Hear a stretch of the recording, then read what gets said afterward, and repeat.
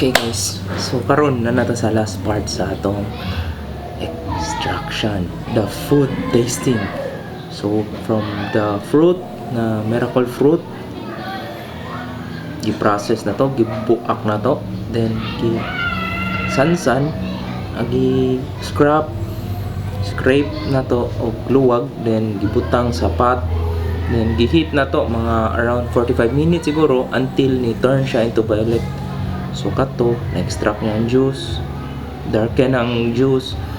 So then ato din gi-strain. So kaduha ko gi-strain katong kita mo sa process. So first and second is katong pino na katong mura nag-screen. Then mo na ni ang finished product.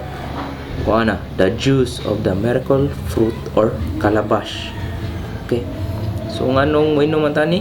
Ang benefits ani is antioxidant, so makatambal siya sa mga cancer, makatambal siya sa mga arthritis-on, o makatambal sa sakit-sakit sa lawas. Okay? So daghang salamat o kuan. Then pasalamat tugo ni Sir Mark sa kanina opportunity kay gihatag niya ang miracle fruit. Okay? So thank you o bye.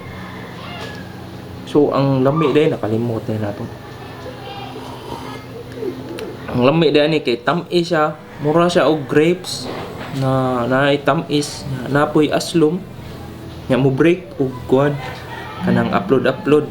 So mo ni miracle. Mo ding daghan ganahan ani. So antioxidant yun siya.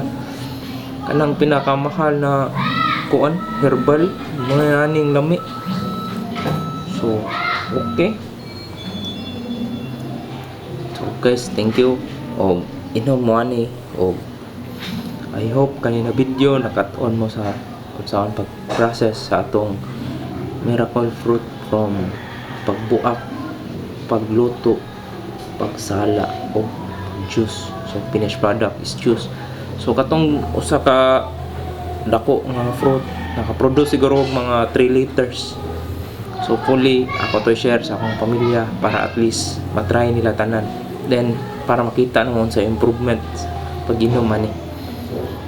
So thank you guys Sir Mark sa imuhang miracle fruit pagpa-try.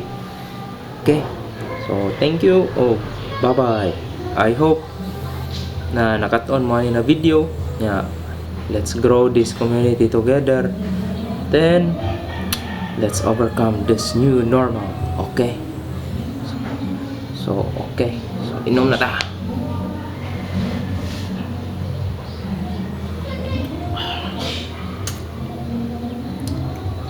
Ni agad eh.